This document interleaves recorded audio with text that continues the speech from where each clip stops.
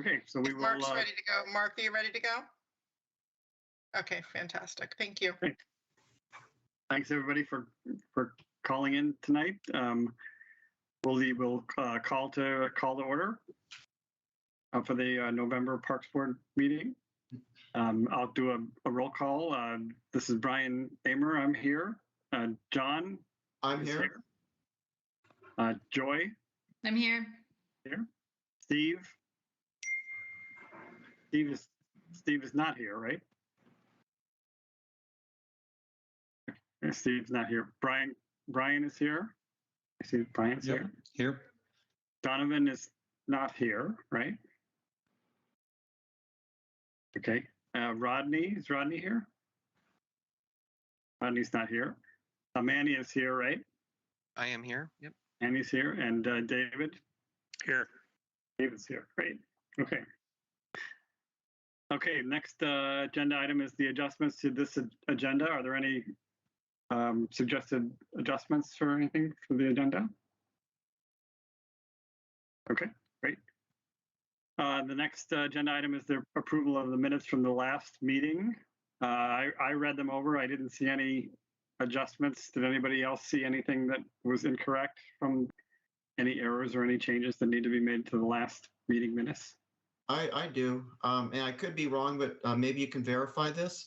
Under meeting notes, item number 4, citizen comments, I have my name listed in there. Should that be Amir instead?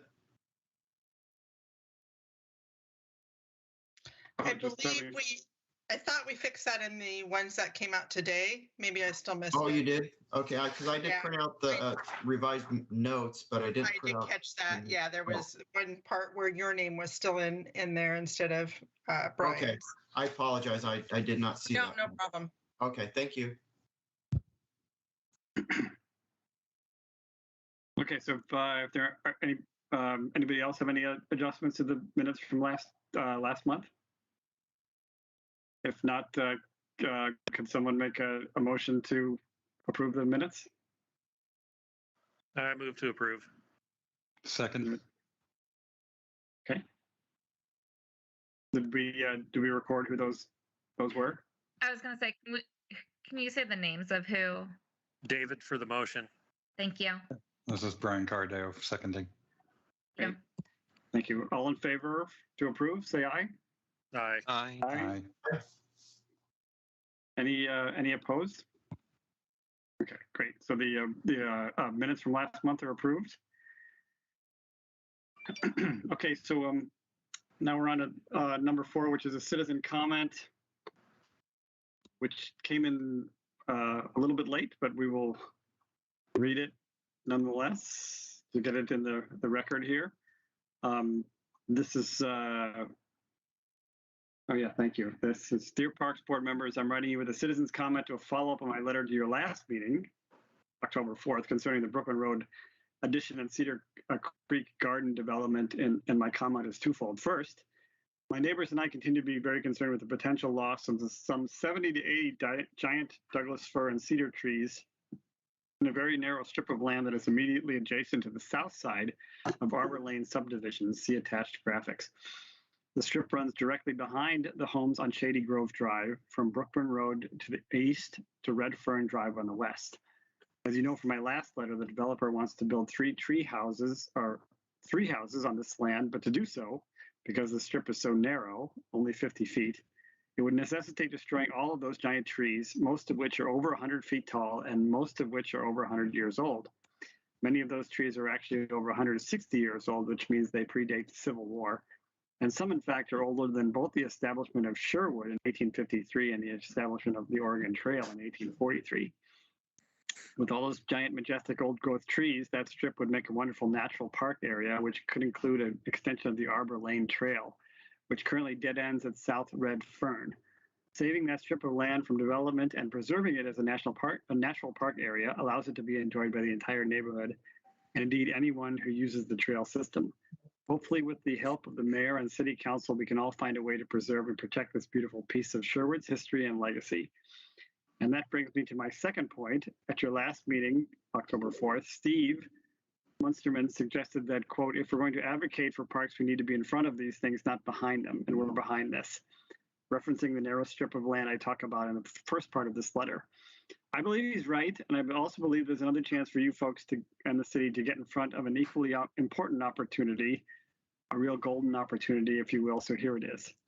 Second, I would strongly suggest that the two currently unannexed 9+ acres of land immediately to the south of Arbor Lane development, the two parcels on the right of the attached picture and graphic shaded in gray, offer the city of Sherwood that golden opportunity.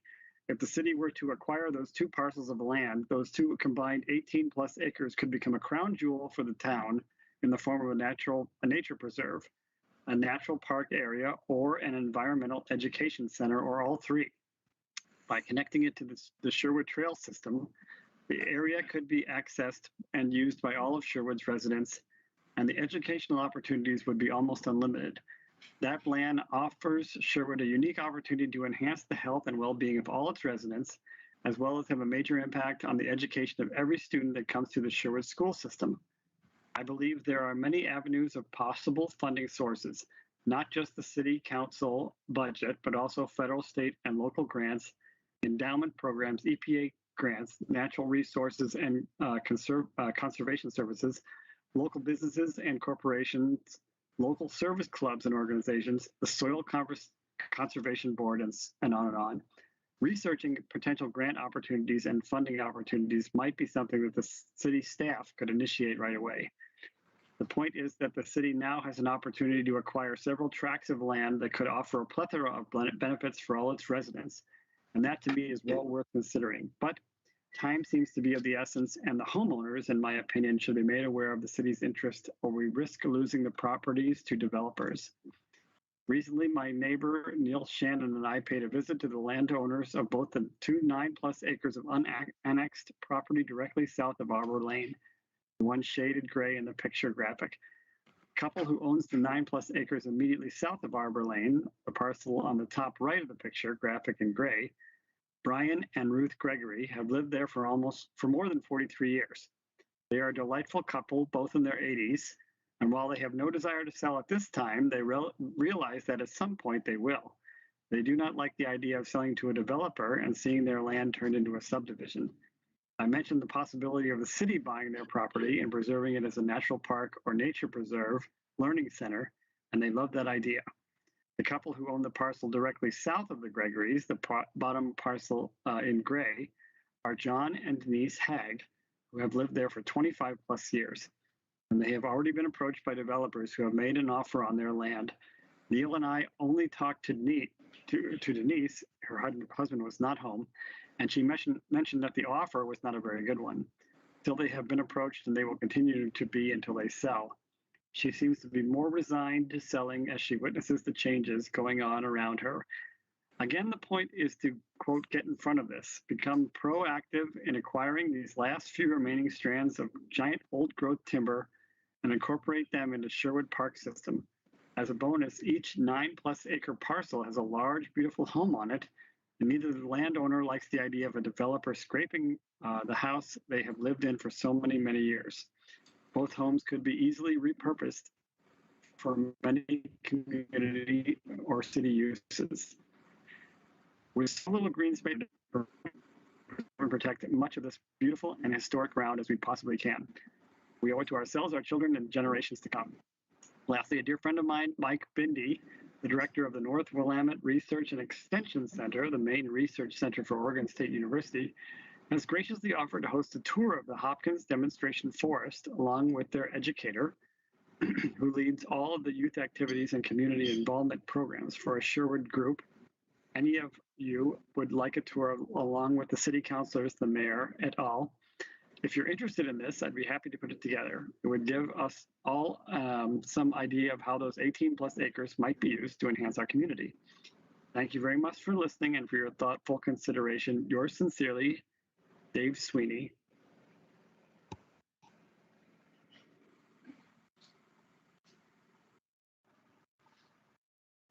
Yeah, so again, it's a yeah, thank you for writing, Dave. It's a compelling email. It's quite well researched, and there are obviously a lot of things to consider there with the old growth trees that we don't have that many of anymore. So I'm not sure if anybody has any comments on that email, or would like to take the conversation next.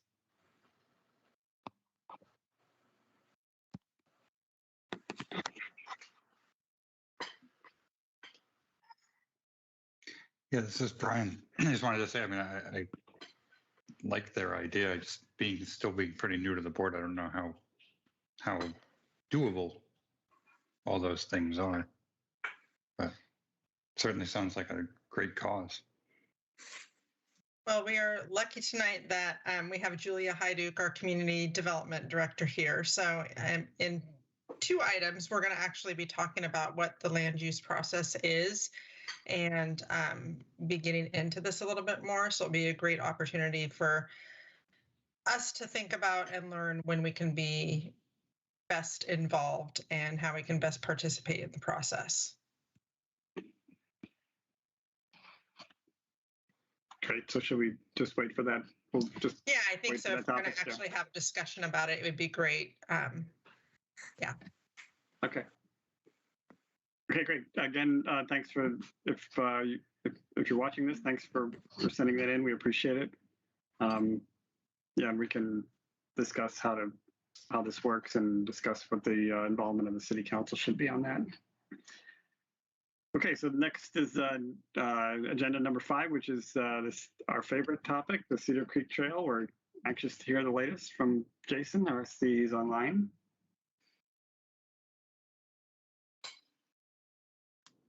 All right, can you hear me? Yeah. All right, great.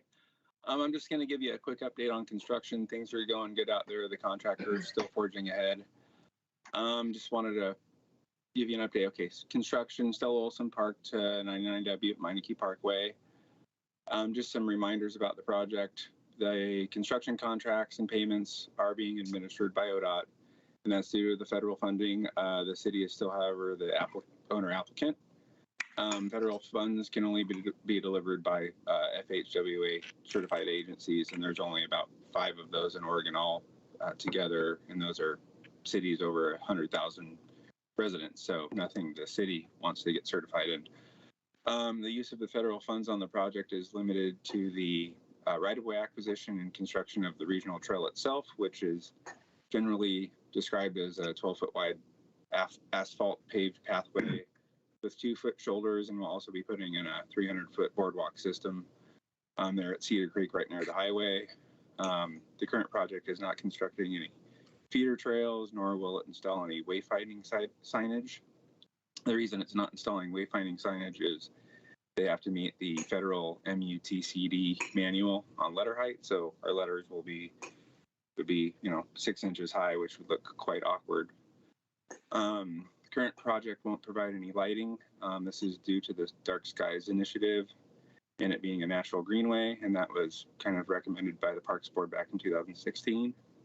In addition to the main trail, there's going to be 3 widened areas that have black metal benches and matching litter receptacles, and those will be located along the, they're not at the park, but there are 3 areas between Stella Olson Park and the Glen Eagle condos. So the minimal, it's not, the federal funds will be used for park benches and a litter receptacle. At least we're getting something there.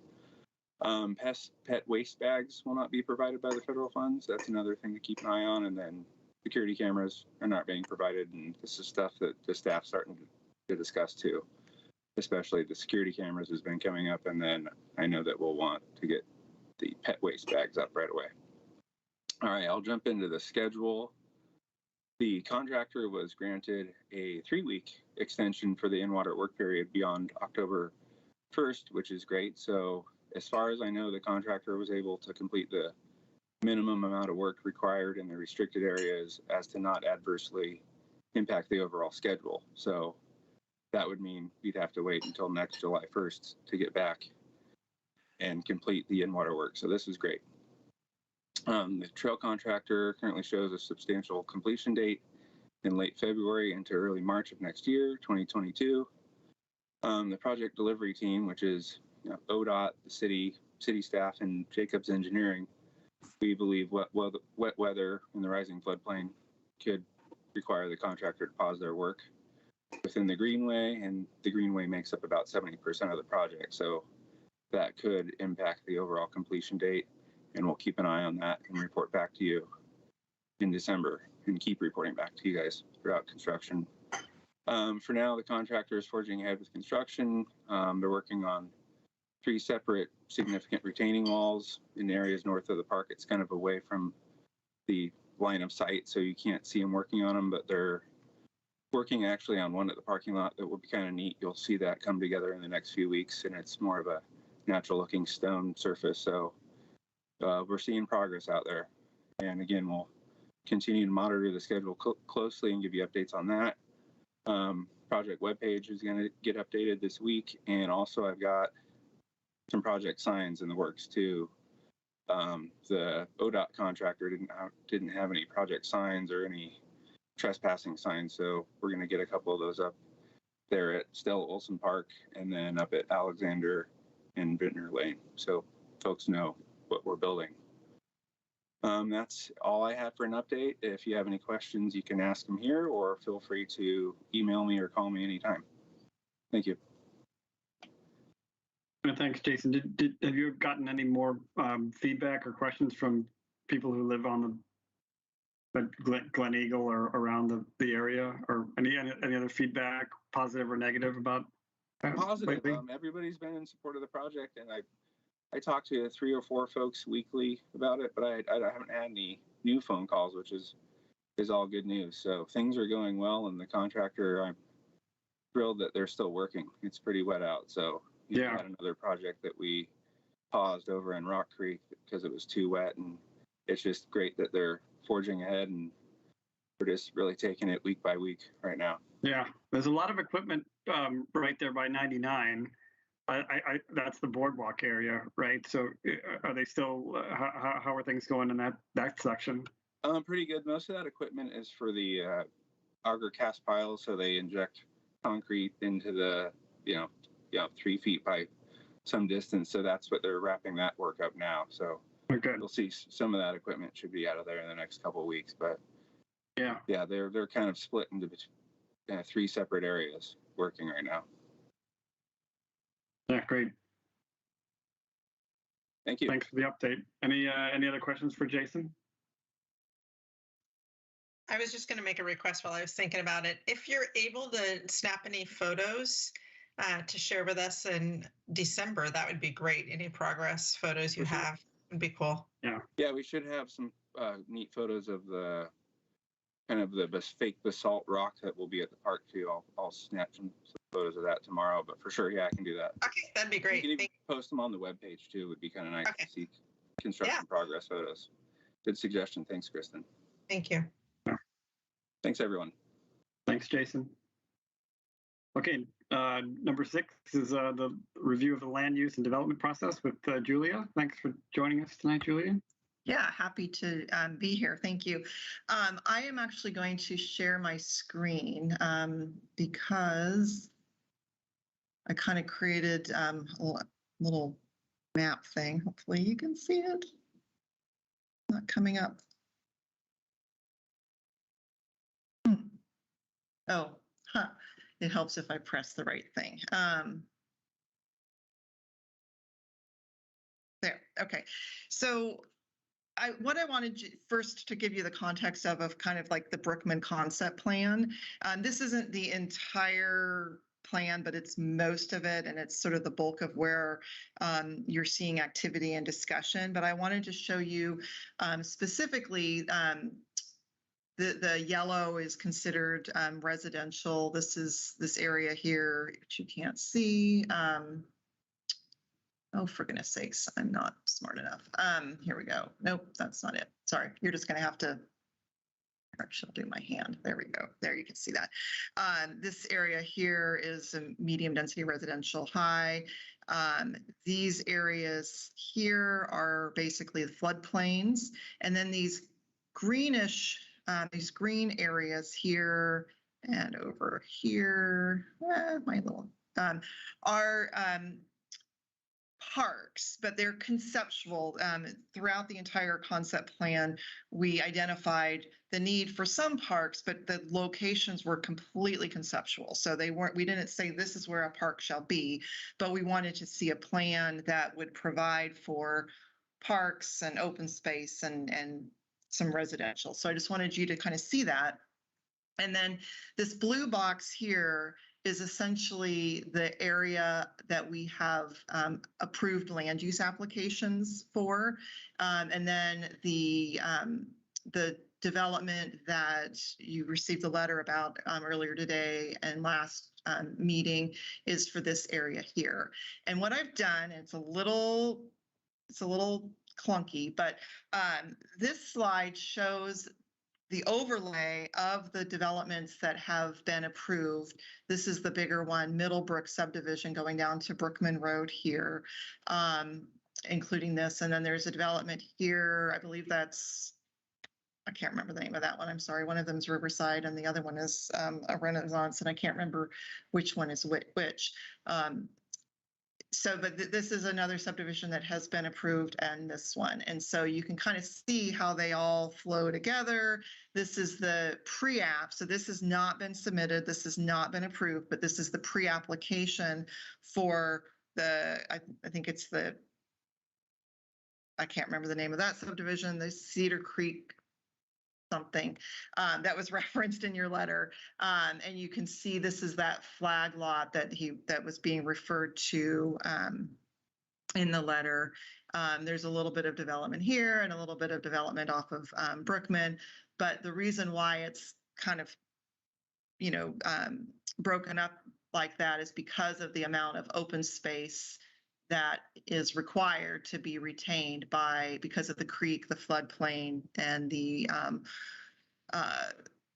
Clean Water Services vegetated corridor boundaries. You can also see that there is some parks that have been provided with the subdivision, with this subdivision at least, and then retaining of the open space with these other two subdivisions. And I think there's some open space park land here as well. So I just wanted you to have that context because I know there's been some discussion about there being a lack of parks being developed in the Brookman area. And, again, when you kind of compare it to what was in the plan, there are definitely parks and open spaces being provided. You will note, though, that in the plan, there is a little park envisioned up near Redfern. And so that is something that the Parks Board,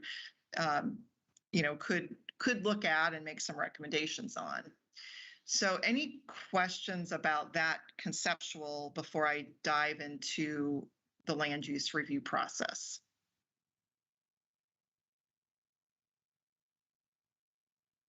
Okay, hearing none. And I can share with you the code section if you want, but it might be more interesting just to look at the screen here. So we haven't received an application yet for this development that we had a pre-application for. Before they submit an application, they need to do a neighborhood meeting, which is what they did and has gotten some attention. They also will need to do a tree inventory. If they haven't already, my guess is that they have started that, where they literally inventory every single tree in the area, mark it, identify whether or not it is healthy, in good condition, whether or not it needs to be removed because of disease or something like that, and whether or not it's proposed for removal for any other reason. So if it's healthy and they're proposing to remove it, they would identify that. So that's the first thing, and that's required to be submitted with the land use application.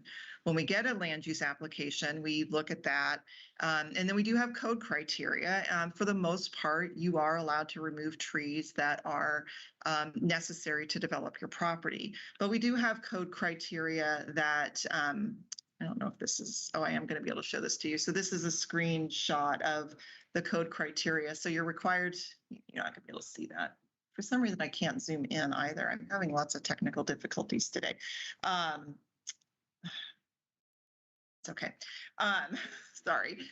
So there are criteria that we look at as far as what's supposed to be in the inventory. You can only remove trees that you need to remove for the development, for buildings, parking, walkways, grading, things like that. We also require that regardless of whether or not the site is completely vacant with no trees or is heavily treed, you have to have at least 40% tree canopy through your development process. And we give you extra credit, so extra canopy coverage essentially for retaining existing trees.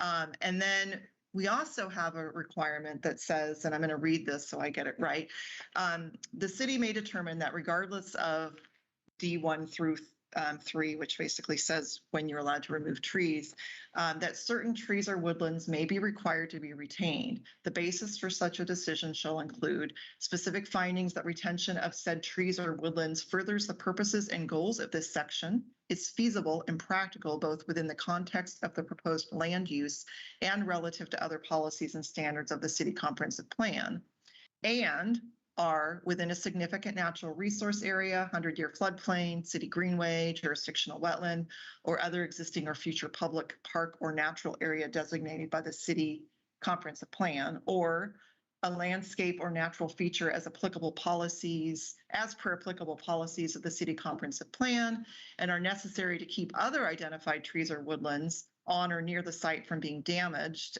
or destroyed due to windfall, erosion, disease, or other natural processes, or necessary for soil stability. I'm going to skip over the details of some of these because I'm getting into the weeds.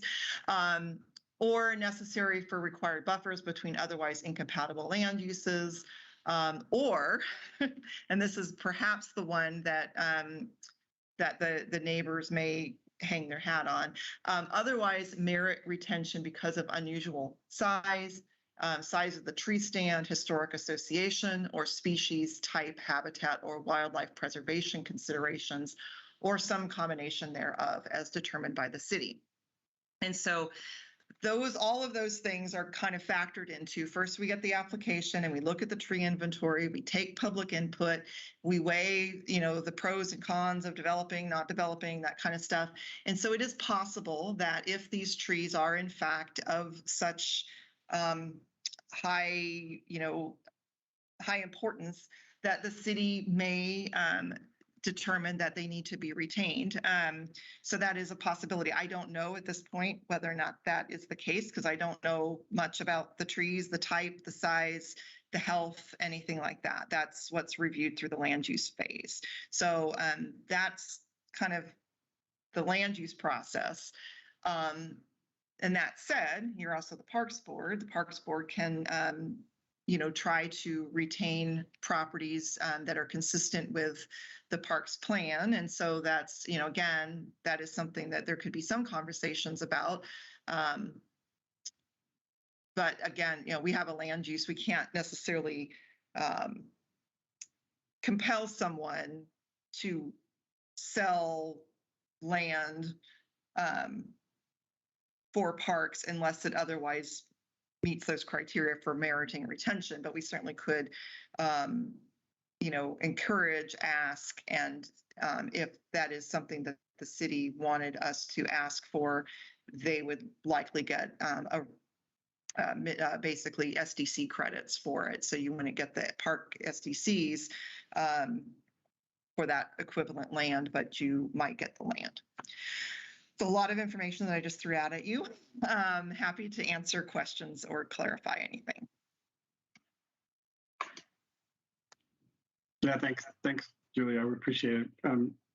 I guess I just had a question about like that narrow strip of land that's sort of like, that it is sort of a strange shape of land for development. Like, why is that? Why is that there like that? Well, I think the reason is because this lot, if you actually looked back at the, I wonder if this, that's not going to show it. This lot is actually here. So if you kind of see the outline of the hand I'm doing, it doesn't have frontage on Brookman. combined, these two lots have frontage on Brookman, obviously, but this lot back here only had frontage here. So this is the drive that got back to this lot here, and that's why that lot is configured that way. And my guess is they have that property and they're like, well, we don't want to just do nothing with it. We could have it. And I think the lots, I'm guessing the lot sizes are large enough to meet the minimum lot size. And so they are proposing to get 3 lots out of that. I don't know. I haven't looked at it enough to know. I mean, whether or not it meets the lot size and dimension. Another thing that is possible is that there's a little bit of flexibility in the code in exchange for retaining trees, but I don't know. They've got quite a few lots. They're pretty tight as it is in the developable portion. There's not a lot of the site. If you look at it, I'd say over half of it is undevelopable because of the floodplain and wetlands. And so they might be just what they can and just trying to get as many lots as they can to make it pencil. Yeah.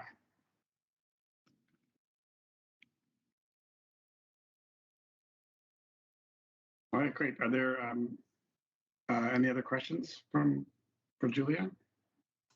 I do have one question, Julia. So far, this area is considered single-family residential. Is that how it's pretty much planned out for the areas that are currently that will be annexed? Yeah, this shows, again, most of it. I kept the edges off because I was trying to make it consistent with the other map that I showed you. So that's why it's not the entire area. But most of this yellow, all of this yellow is essentially low density residential. The peachish color is, I think, medium density residential, high. And then this orange here is high density residential. So there is some higher density, but that's going to be like townhomes. It's not like the high density residential could potentially be apartment buildings, but the medium density residential, they aren't like apartment building size. It's going to be more like townhome, duplex, that kind of size. Okay. Yeah, I was just kind of looking over that. I know that the as I've been reviewing the concepts of the Sherwood West, talking about the state of Oregon metropolitan housing rule. Is that going to affect any of this as it gets further into development? Potentially, yes, but I can't tell you exactly how. Yeah. Okay. Yeah. We're still all very much learning how all those things are going to play out, frankly. Yeah. In terms of the house. How did the parks, just start talking about the parks that are in this plan, like how were those developed as to where they would be?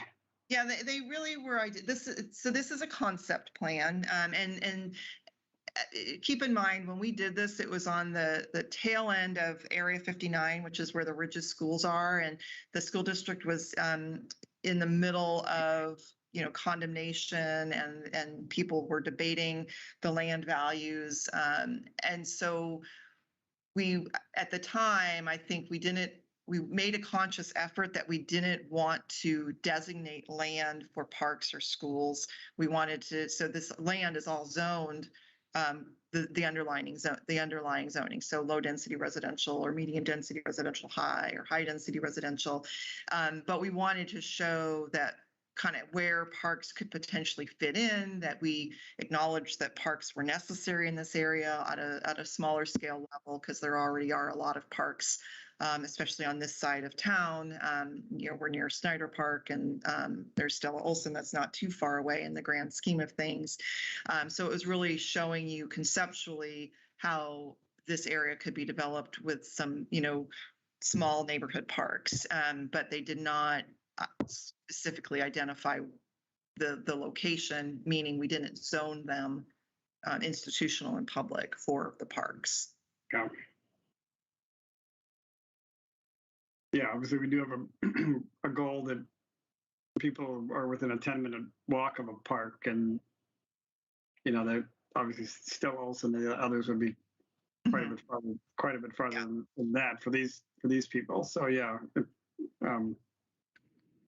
it's nice to have some small community parks there in the area. And again, when you look at this, there is some parks here,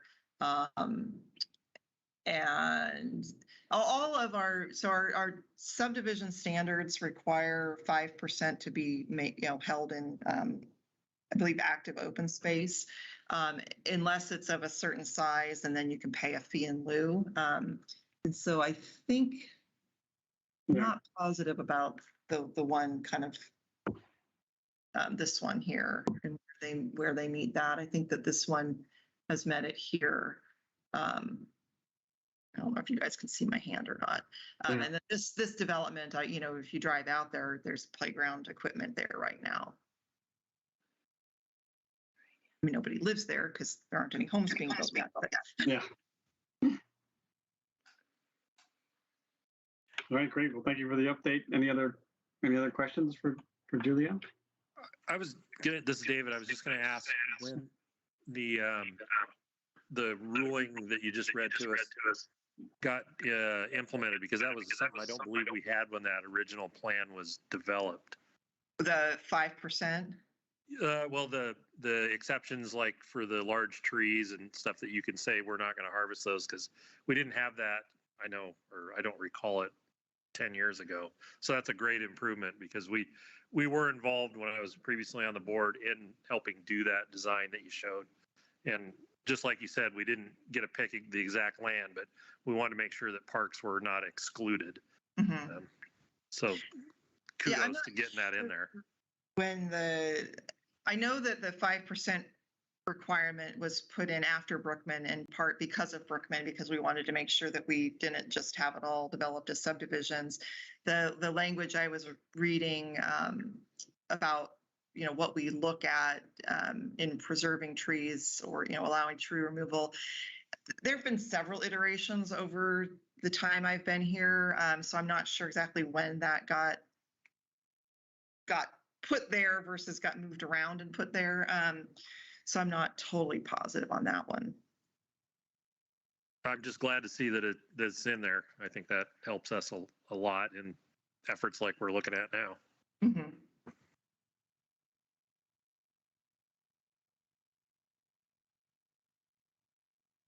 Great, thanks, David. Any other questions for Julia? Okay, great. Thank you for the update. You're welcome. Thank you. Thank you, Julia. Mm-hmm.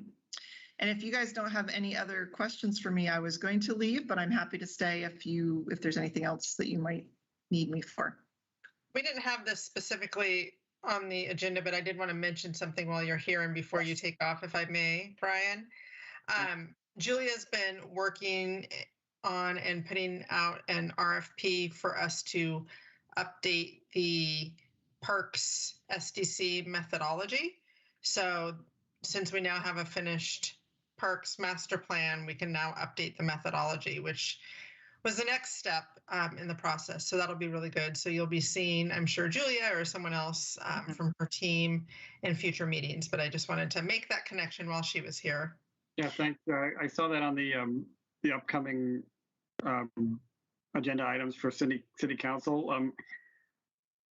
So maybe people on the Parks Board don't know what an SDC is. Can you just briefly say Julie, what that is and how it affects? Yeah, absolutely. So the Parks SDC, System Development Charges, are essentially fees associated with new growth that are allowed to be used for capacity building improvements. So for the Parks Board, that would be, or the parks, it would be the purchase of park land, the development of new parks. It would not be maintaining existing parks, but it would be developing parks. So if you had, so for example, when we did Woodhaven Park, park SDCs were able to be used for that because there was a significant upgrade from what was there, the parking lot and those types of things. So, but it's based on projects that you've identified in your plans, the estimated cost, and then looking at how much of that is attributable to growth, projecting growth, and then so any new home is going to be assessed at Park SDC, and it's pretty high. I think it's like over $8,000 right now. Maybe it's probably higher than that. I don't know what it is off the top of my head. And businesses are also assessed a system development charge at a much lower rate, but that's something that we'll probably look at as well. The problem is that our current SDCs are based on very, very old master plan. And so we really want to make sure that we're collecting the fees to do the projects that you've identified in the master plan, and that we're getting sufficient amounts of money to do that. So that's what the SDC is for.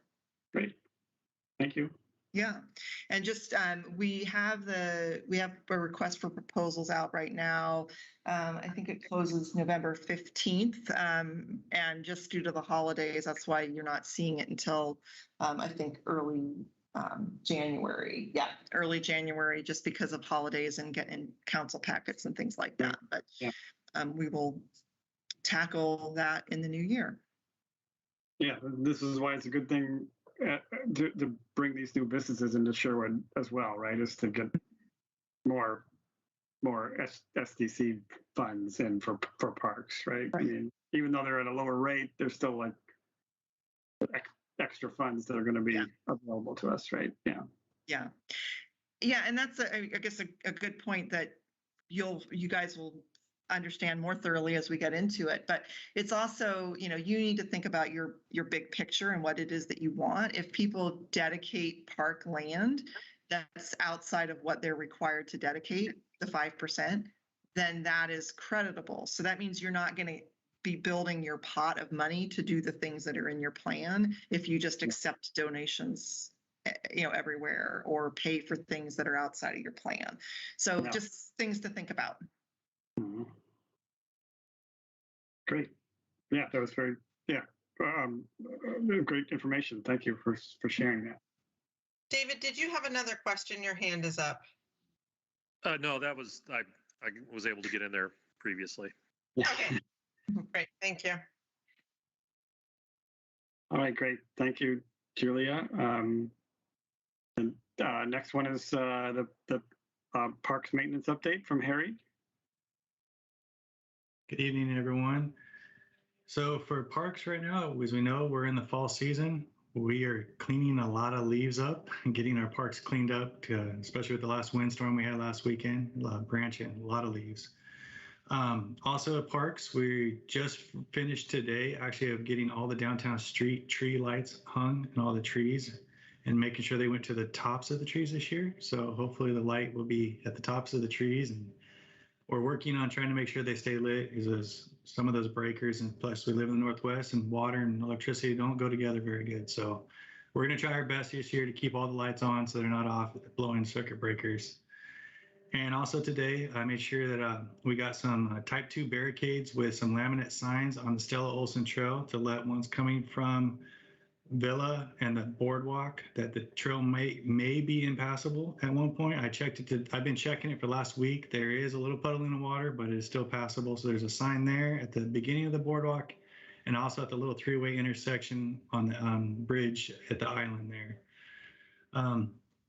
That's leaves is a big thing for us in parks right now. So that's what we've been focusing on between that and facility sites, getting out of the debris picked up for the season.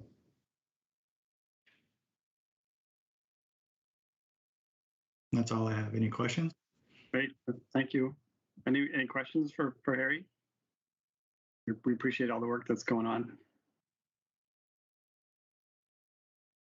Thank you, Harry. Thanks for the signs. Thank you, guys. Okay, so the next agenda topic was the SWOT, the strengths, weaknesses, opportunities, and threats. This is the folks that are newer on the board. At the end of every calendar year, there's maybe Kristen can describe it better than me, but there's a gathering of all the different all the different boards. Then they kind of talk about what the SWATs are for each individual board. It's generally in December. So I think this agenda topic is just to kind of lay the groundwork as to what we think our SWOTs are. And Krista, I know you had sent that out from last year. I don't know if you want to maybe bring that up and show folks what the SWOTs were for last year and see if there are any suggestions on what we should change for this year and amend for this year. Yeah, Kelsey, do you have an opportunity to pull that up? I can. Just give me 1 second. Okay, as Kelsey works on that, yeah, as Brian mentioned, oftentimes it did not happen last year, but we usually have a dinner at the end of the calendar year to celebrate the year. A great opportunity to hear what all of the boards and commissions have going on. And you notice and hear projects that overlap during this meeting. And yes, so it focuses on the strengths, weaknesses, and opportunities and threats. So what I sent out today was our SWOT from last year, thinking that we can do one of two things. However you'd like to do this, Brian, we can either go through them and update it this evening, and then we can bring back a draft at the December meeting and approve it. We can quickly look at it and people can email comments in and changes, and that's fine too. And I can bring a draft that way. It just depends on how much time you want to take discussing it. But regardless, we do have the December meeting to kind of finalize things. So we don't need to leave with a final one. I don't anticipate that we'll have a meeting this year, but to be honest, we're still trying to figure that out. And speaking with different counselors and thinking how that could work if we do it in a virtual format. Last year, what happened was all of the forms were shared with the city council for their goal setting session. So we still did the forms, they still got the information so that they had it for their goal setting session, but we just didn't have a get together. But anyway, so that kind of sums it up. I don't know, Brian, if you want to go through all of this, or if you want people to email comments in.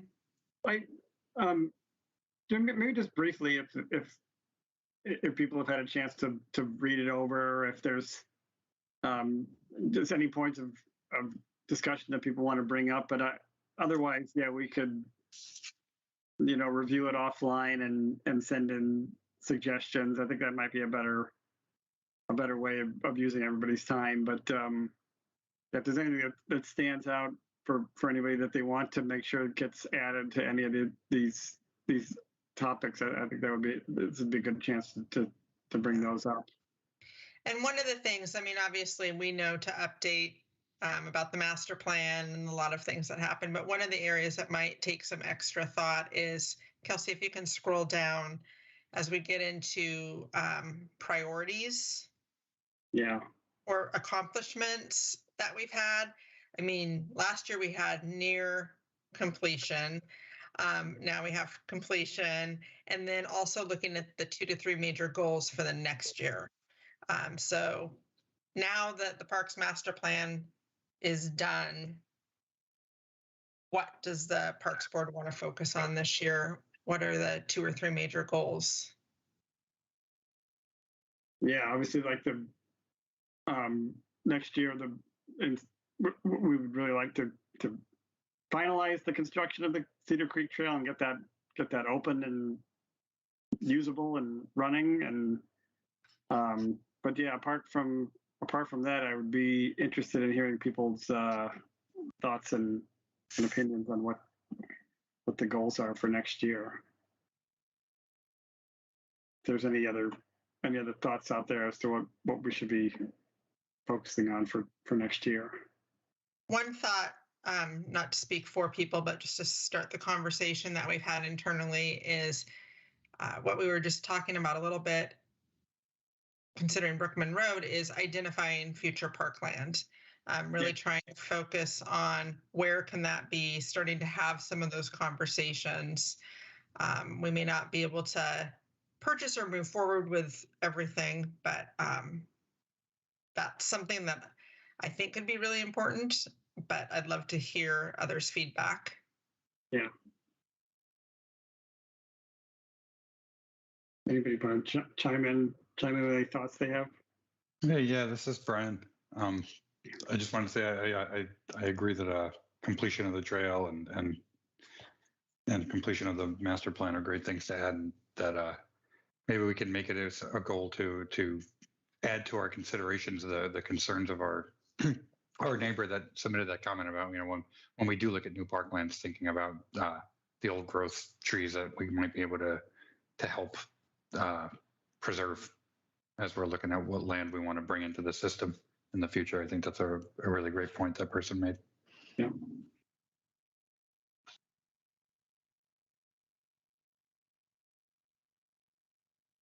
And Joy, do you have anything that you might want to be focused on for next year?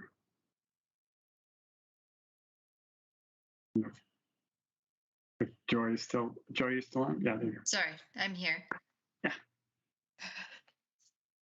Do I have anything to add to the SWOT? Yeah, just anything maybe not just might be what you were kind of thinking of to be focusing on for next year. Anything that we're not really hasn't already been addressed. I just wanted to make sure your thoughts were brought out. Yeah, I don't have anything else to add. I saw that come out earlier, but I didn't spend a lot of time thinking about it this afternoon. So, but I agree with what's been said. Yeah, no problem. Yeah, so I think if there are any other thoughts tonight, if folks have a chance to take a look at the list and email updates, and then we can finalize it. Next month. That'd be great. And just a reminder, when you email, just go ahead and email them to myself, just to me, and don't do a reply all, because when we do a reply all, it means that we're having a meeting. So just send those directly to me. I'll put them all in one format and gather them so that we can review them all at once. And we'll go from there. All right, great. Thanks. The next one was the kind of an exciting update about the Festival Plaza. That's a new item that we haven't really talked about before, but could be a good addition to the city here. Yes. So Festival Plaza is the location is the Robin Hood Theater parking lot. So directly across from City Hall, next to Clancy's, the gravel lot that's there with the Robin Hood Theater lot. That space was identified as part of the urban renewal plan and one of the projects for this upcoming year, that we wanted to reimagine that space and create a festival plaza that can be used for events and easily transformed. When events are not occurring, it would still be used for parking, but hopefully be much more attractive than just your regular parking lot. So we are putting together a committee, and we will have a representative from the Cultural Arts Commission, and I would love to have a representative from the Parks Board as well. And we're going to have a few people from the City Council and Harry from Public Works Department, just to help work on different ideas. We're working with Lango Hansen, who's the same landscape architect that did the Cannery Square. So we're hoping to have, it's not going to be the same, but a similar vibe or feel, have them complement each other in some way, and hopefully kind of pull everything together. So I'm happy to answer any more questions about the project. We're just kicking off. We just have the signed contract back. I anticipate we'll probably have 3 meetings. I anticipate they'll be virtual, but I'm not positive. Probably 3 meetings to go over different ideas. And those will probably start in the next couple of weeks. So it'll be a fairly short-lived committee, but I wanted to see if there's anybody who's interested, or once again, if there's multiple people, you can email me and let me know as well. Yeah, thanks, Kristen.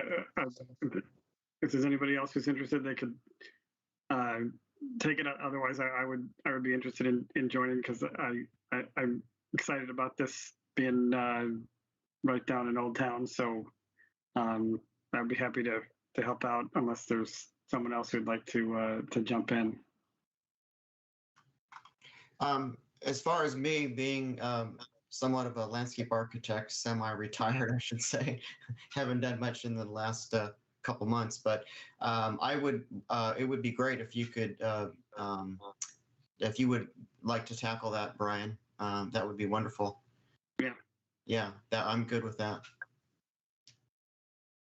Great.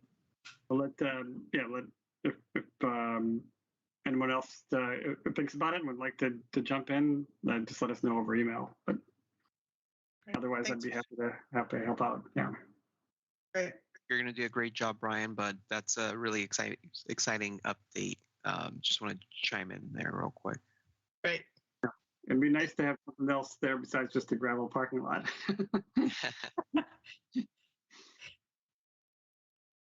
All right, great. Thanks for that update. Number 10 is Russell, the city council update. We're happy to have you here this month. Yep. Thanks, everybody.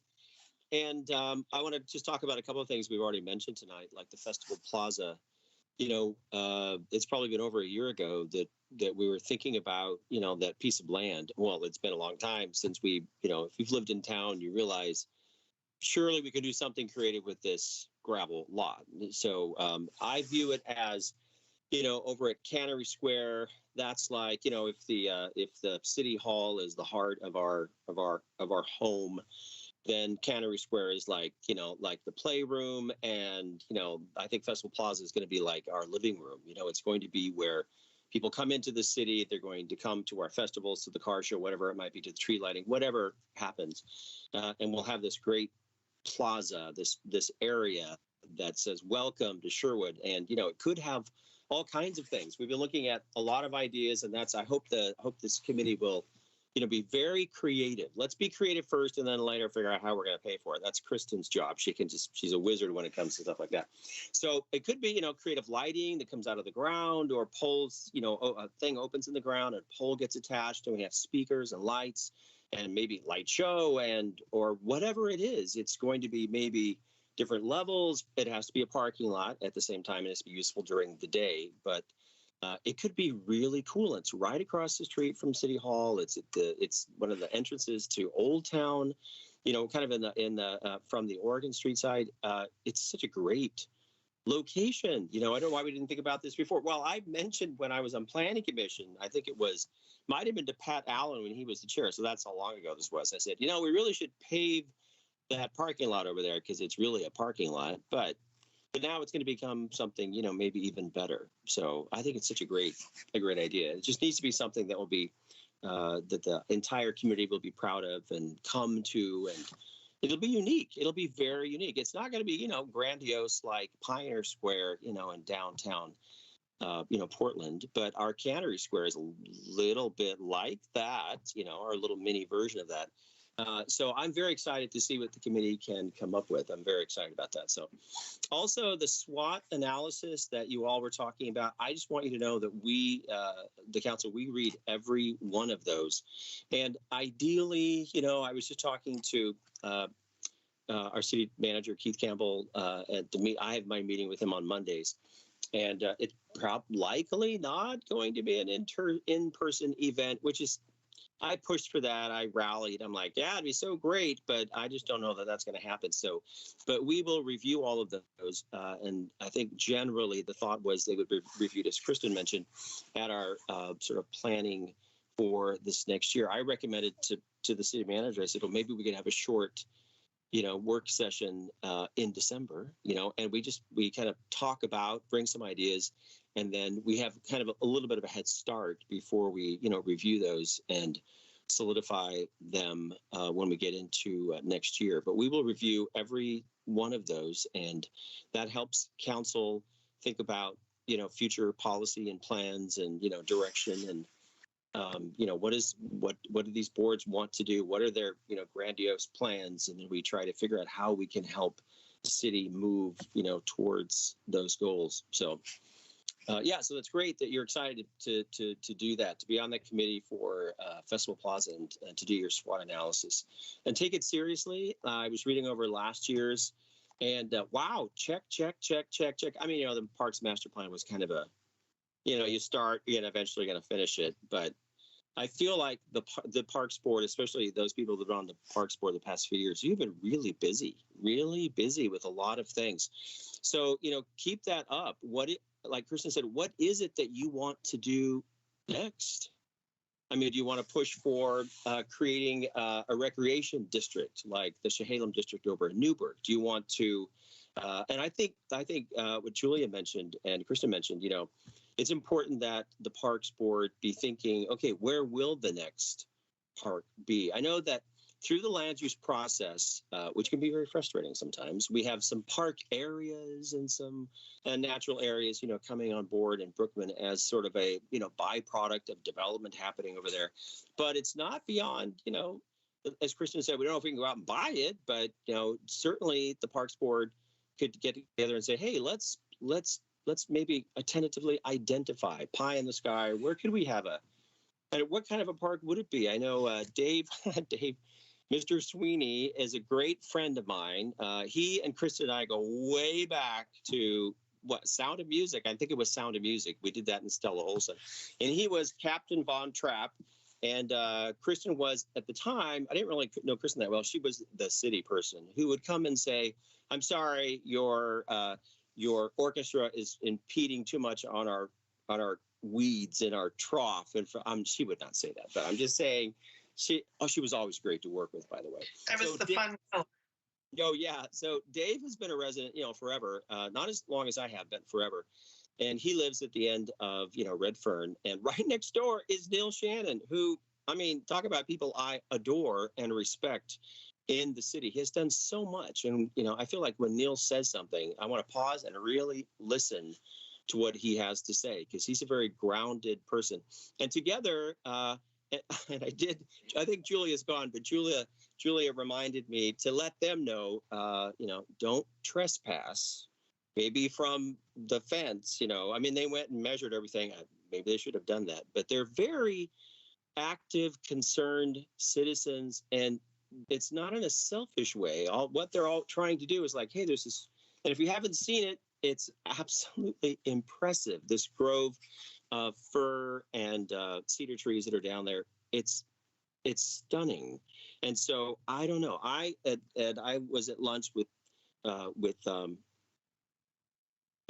the city manager and with Julie and a couple of city councilors last week, and I just said, if there's a magic wand of whatever the city can wave and somehow convince the developer to swap to, I don't know. I mean, I know there are maybe ways, but I know what does carry weight if the city, if the Parks Board says, hey, we would like the city to make an effort to preserve that strip of trees and do something creative with it. That carries weight with the city council. So don't be afraid to reach out, do some investigative work. Maybe you look around, go drive to the end of, Redfern and just take a peek over the fence there.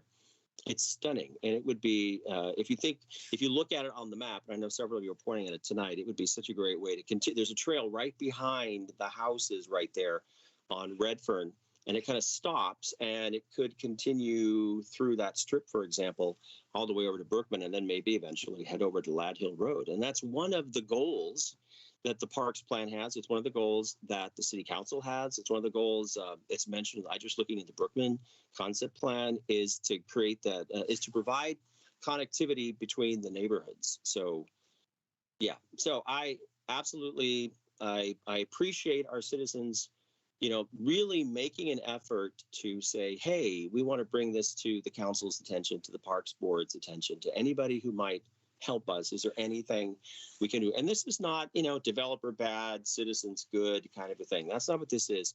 This is, we have recognized this opportunity. Is there anything we can do, to save those trees? So I I was bending the city manager's ear this evening, and I support it. Because honestly, I was driving around and I was having a hard time finding another grove of trees like this grove, as tall, as old, as majestic. I really couldn't find it. I didn't travel all over, but there aren't many of those left. So any way we can entice the developer to like, hey, let's make a deal on this. But I know we have land use laws. They get in the way of so many things. It's just one of those things. All right. So city council, we're, I think that Keith Campbell's doing a great job. I had a meeting with him today. He's still, luckily Kristen is still helping him, and they're just trying to slowly identify and get to know everybody and really dig into, he told me he's gone past just driving around. Now he'll drive somewhere and get out and walk. Now he's on the sidewalk looking around. He was looking at, the potential site for our overpass down by the YMCA. And he's just really trying to quickly absorb all that he can. And I really appreciate, his effort. And I always appreciate Kristen's effort, helping him quickly understand things. So let's see, other city council things. We are, I think that Keith said we signed an agreement with an organization from the Northwest, a recruiting organization, and hope maybe it's posted. I know that Keith was looking for it tonight. The new chief of police position at the Sherwood PD. So that is such an important role, and the chief has. He's gonna go retire and do what chiefs do. I hope he has a great time doing whatever it is that he's going to do in his retirement. And so we're looking for a qualified candidate. So the recruitment process, it seems like a pretty fair and open, transparent way to do that. So that's currently happening right now as well. And Kristen has been very helpful with that. I want to thank her for that. And what else? Then we have the coming up soon. For the city council, like in the second week of November, not tomorrow night, but in 2 weeks, we have the Sherwood Comprehensive Plan first meeting, residential design standards first meeting. We also have the Economic Opportunities Analysis Plan first meeting, first hearing. We have a lot of big documents coming to us in the next few weeks. We have a review of the city's fee schedule in regards to commercial water rates and sanitary and storm sewer rate review. I mean, we have, some of those not, so interesting things, but definitely important. So that's kind of what we're looking at right now. I'm trying to think, if there's anything else right now that's that we're just trying to move forward, with the projects that we have, and just take it easy, but in a smart way, and continue to, develop, the city and head us into a more balanced, situation with tax base and businesses. And Bruce Coleman and Julia have done such a great job, enticing people to come out. Hey, come and take a look. Lamb Research is coming, and that new Trammell Crow, super site is coming online pretty soon. They're going to do a tour in a couple of weeks. It's going to be pretty amazing. So, but we're busy. We're very, very busy and loving it. Just having a great time. Looking forward to the holiday season and the tree lighting ceremony. And oh my gosh, what a great Halloween. Was that like, because you know what that means? You have good weather Halloween, we're going to get like pummeled for snow or something. It's like payment for all those. But did you see all the kids out last? Okay, so Keith, families and kids, and all the people who did, like he said, someone put up a haunted house in their front yard for Halloween night. And he said he was absolutely amazed. He feels so blessed. And then a shout out to Tim Pirate Rosner and his, Pirates of Pinehurst. Oh my gosh. I'm sure Disney's going to come out and make a miniseries out of that whole thing. I went to Pirates of Pinehurst last night. It was great. Yeah, was it? Oh yeah, you know what? What a perfect night to go. And I extend such. I know that I'm sure if you live anywhere near there, at times it was a little crowded. I absolutely empathize with you, but think of all those kids and all those big kids like Brian who stood there and it's amazing. It was so wonderful that all those neighbors got together and they put on this amazing show. So I think it's great, and that's another. We had to keep that all well. We should have kept it secret, but we had KGW and Oregonian, and everybody was out. So Yeah. I think the secret's out, but I love it. I just love it. Living in Sherwood is such a blessing. So, any questions from anybody on the board, of council or? Yeah, Russ, you probably don't know this, but like you mentioned the tree lighting ceremony, do you think that there's a good opportunity that's going to happen? I think so. They're having a meeting like right now, the Sherwood Robin Hood Festival, about that. And the plan is to move forward because we're going to be outside, and there are activities that are allowed. And, I at this point, I have not heard anything to the contrary. So that's the plan. Yeah, that's great. Yeah, it'll be great. I literally just got an email that it's going forward. Woohoo! Hey. Good job. Good. I was gonna go crush. Was that from Jennifer or who was it on the? It was from Ron. It looks like there's some other people, but I didn't read all the way down. I just saw it's happening. Yay. Yeah, that'll be a big deal. That'll be great. Yeah. Really nice. I think everybody needs that, I think. Yeah. Thanks, Brian. Yeah. All right. Any other questions for Russell? Thank you for the update. We appreciate it. Okay. Last, any other topics that anybody would like to bring up? Okay, great. Then I guess we'll call it adjourned, and we'll see everybody in December. Thank you. Sounds great. Thank